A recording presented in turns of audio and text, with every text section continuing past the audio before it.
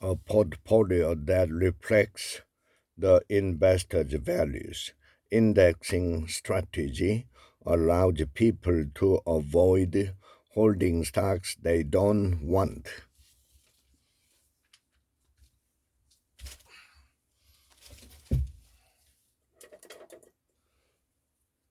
The protest roiling college campuses are accompanied by all sorts of demands, but many of them have one thing in common: money. Many pro-Palestinian protesters want their schools' endowments to pull money from companies that have financial ties to Israel. Most institutions have declined to do so. This form of financial protest is not new.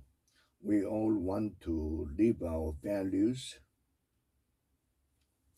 and that have our colleges, employers, and communities to do so too.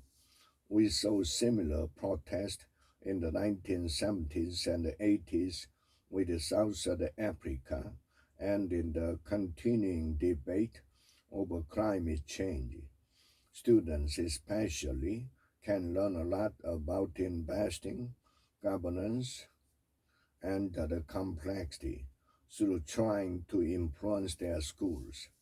But many individual investors also have the ability, all on their own, to press the inject button on stocks that they don't have favor. Last week, after years of being disgusted by the way that a small number of companies have treated their American customers, employees, and the public trust writ large, I finally did it myself. This is personal, so I will not name the companies here. But to be clear, it had nothing to do with Israel and Gaza, and everything to do with how investing in bad corporate actors made me feel. I'm not saying you should do this, but if you want to, it is becoming easier with each passing year. At first glance, the process may seem simple. If you don't want the certain stocks in your portfolio, you don't have to buy them, or you can sell them if you already have them and send an impassioned note to the company's executive team in good measures.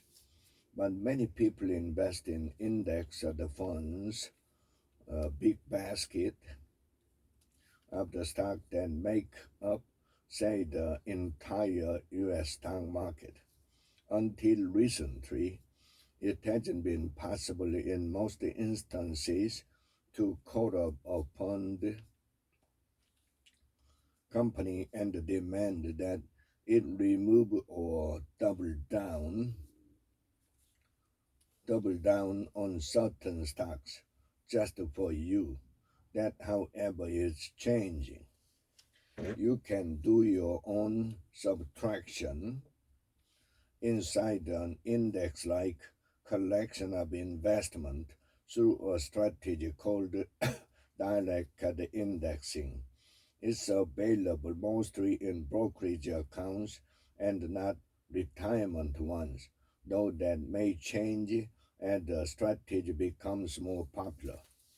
A financial service company that does direct indexing buys stocks in a particular index on your behalf, and you own the shares directly, not through a mutual fund or an exchange traded fund. One big advantage of direct indexing is that you can save money on capital gains taxes by buying and selling stocks at the right time to offset winners with losers. Another advantage is that the companies will let you keep certain stocks out of your portfolio, but you can still own all the other stocks that are part of the index that you want to mimic. Direct indexing has been around for years, but the minimum amount of money that the company requires you to invest keeps decreasing. Fidelity will let some people do it with a minimum investment of $5,000. A startup called Frac requires $20,000. At Wealthfront, the service is for accounts over $100,000. There are fees too, and there may be limits on the number of companies you can exclude. The financial services companies that offer direct indexing bring your own agenda entities. Their lack of institutional advocacy and the fact that most people can't yet do direct indexing through retirement portfolio, where many people who invest keep the bulk of their stocks, will limit the social impact of this form of stock deselection. This election for now. Still, we all have to live with ourselves. If feeling's better about your investment, it is just a question of removing a few bad actors. Then direct indexing may be worthwhile for that region alone.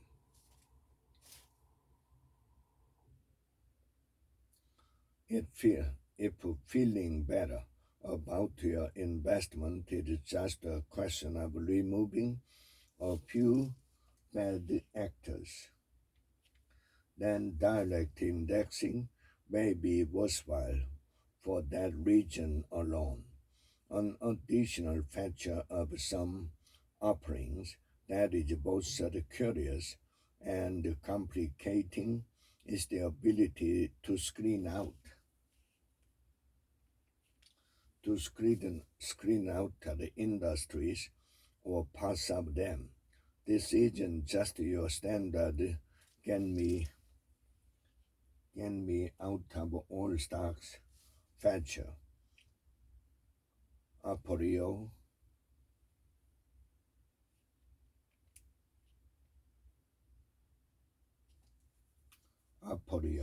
a direct indexing offering that the investing colossus BlackRock bought for over $1 billion offered a screen for people who want to avoid investing in predatory lenders. How does it define those are the lenders? It hands the question off to a company called MSCI, which is an assembler of data and indexes of various sort. MSCI look out for any suspect, but typically legal, lending practices, but none of the companies are on its no-go list. No-go list are major banks, card companies, credit bureaus, student loan issuers, and the mortgage providers. The 6 on its current list include companies in the rent to own and the pawn shop categories. Applying investment exclusions may sound simple in theory, but in practice this requires nuance.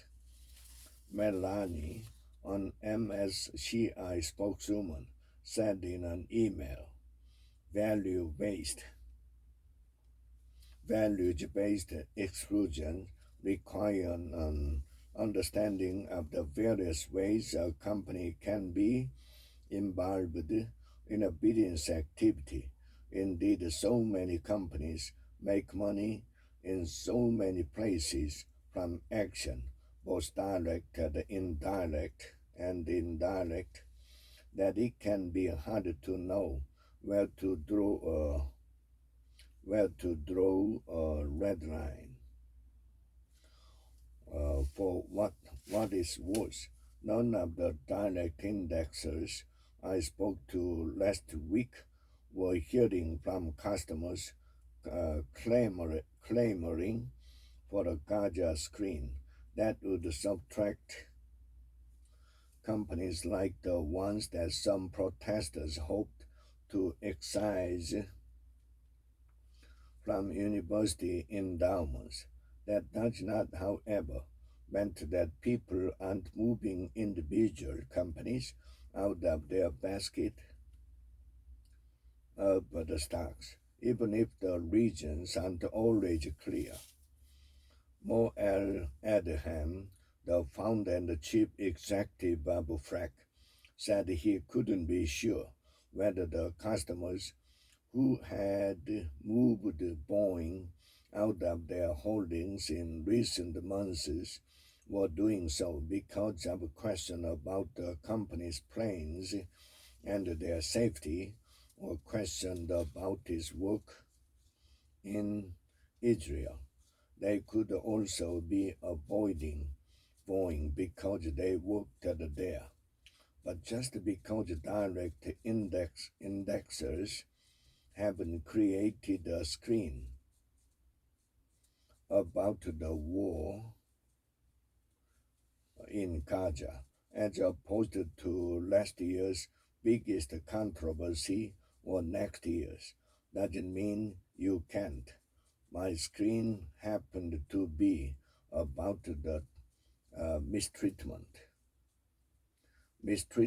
of customers. Yours may be about something else.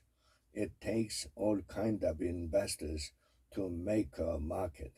The fact that it's becoming easier to make your market is good news for those who care to try.